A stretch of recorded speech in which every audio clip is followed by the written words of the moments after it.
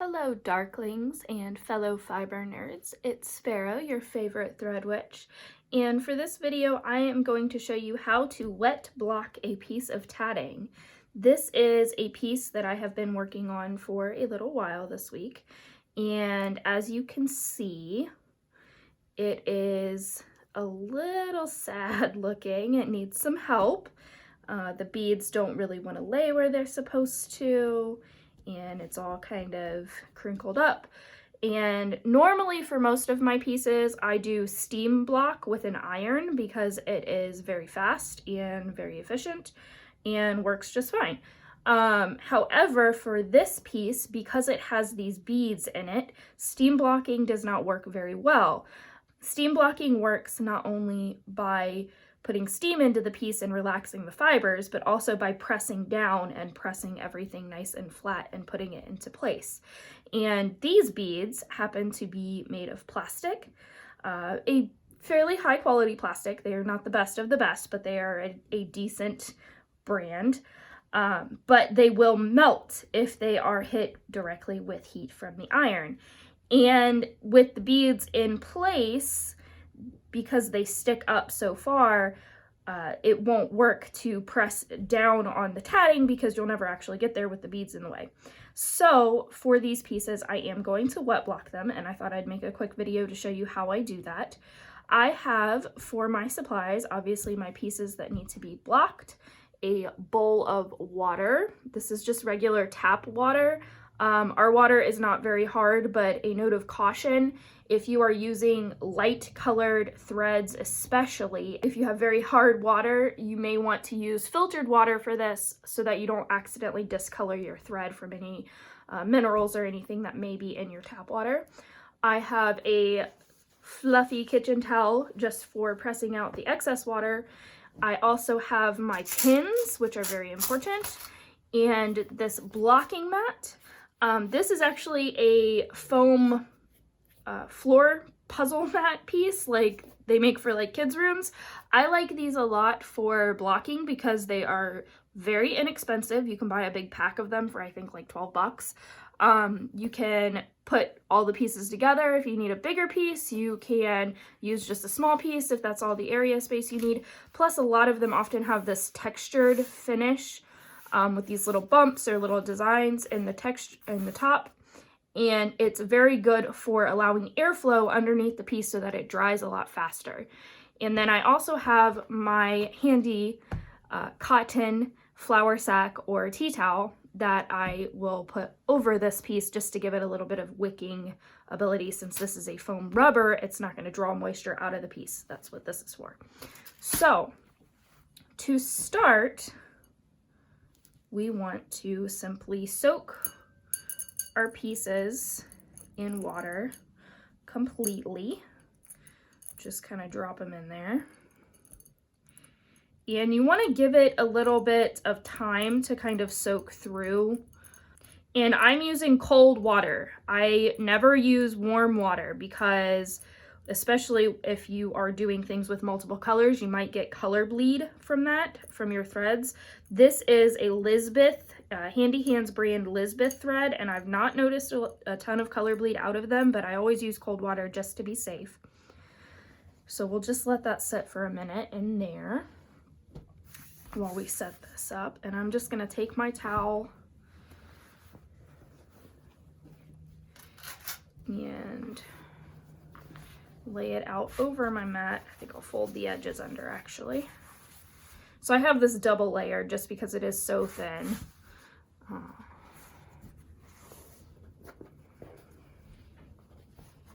You can use a regular towel too if that's all you have, like a bath towel or a hand towel. I just prefer the smoother surface of the tea towel, and I always keep one handy anyways to use as a pressing cloth or other useful things.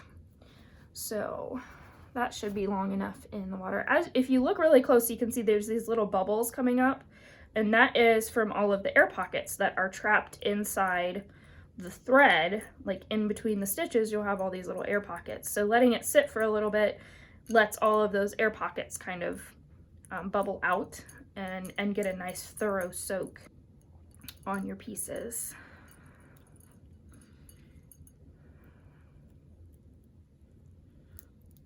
So I'm just gonna squeeze it a little bit. The next thing I will do is put this flat, as flat as I can, inside my towel, and then I like to kind of roll my towels up instead of trying to fold it. That way I make sure that there is an even layer. There's always a layer of towel next to the piece of whatever I'm blocking. And then for bigger pieces, like with knitting, or like when I did the full shawl of this, I will like put this on the floor and step on it. But because of the beads and because this is such a small piece, I'm just gonna press on it really, really good to try to get some of that moisture out so that it's not completely dripping wet. We want it to be thoroughly soaked so that it's even, but then we also don't want it to be dripping wet. It needs to be somewhere between completely soaked and just damp. So I've seen people do this method where they like pin it out first and then just spray it with a bottle of water and then kind of let it sit. And I don't feel like that's as effective because you're not thoroughly soaking the piece and making sure that it is evenly wet. Now that I have my piece, so you can see it is pretty thoroughly wetted, but is not dripping wet. It is damp to the touch. All of the pieces, there are no dry spots through it, but it's not soaking wet where it's actually dripping. So one of the most important things when wet blocking, especially if you have a piece that is supposed to have any kind of symmetry whatsoever, is to always start from the middle and pick a key point. So for me, my key point is going to be these drops because that is going to be the most visually noticeable. So I'm going to pin that droplet where that, so I'm just putting it between the bead and the tatted ring, so it's kind of like inside the picot there. And then I'm going to work my way up to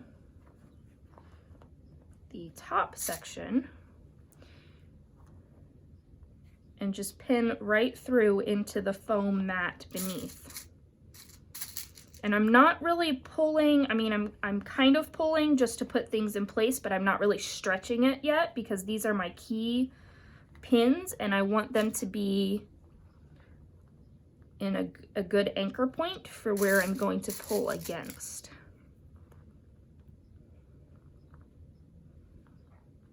So you can really put the pins through anywhere. You don't have to specifically stick to just pulling out picots, although if you have a lot of picots, especially longer decorative picots, putting a pin in each of those to kind of pull them out and open them up will create a nice effect. Okay, so now that I have those in place, I'm just going to work my way out from there and just placing pins at key spots wherever I see it needs a little help staying where it should. And another thing, I know a lot of people like to really pull on their pieces and really stretch them out. I don't typically do that. I just kind of try to get them to where they will lay flat. I don't like to completely reshape the piece. It's my personal opinion that the shaping should take place more in the actual making. So I'm not pulling against my pins very hard, just a little bit.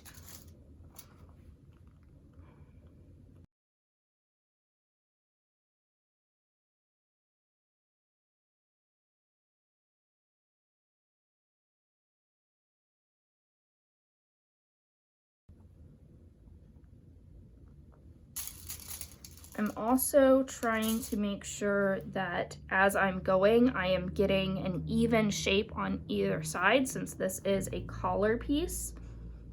and it should be somewhat symmetrical. It's okay if it's not perfect.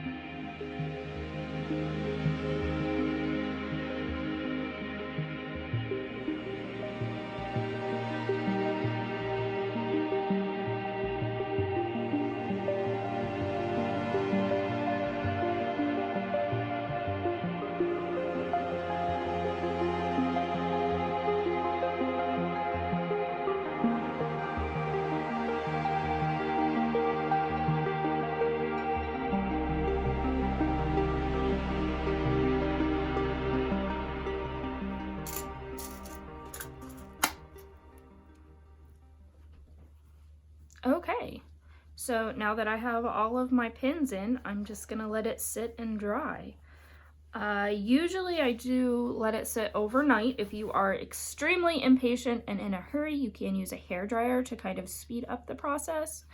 If you are interested in this pattern, this is my shards pattern, which is the tatting pieces taken from the Snow Queen's shawl, the shattered pattern, which is available for purchase on my website, www.spiteandsparrow.com. Thank you so much for watching. Bye.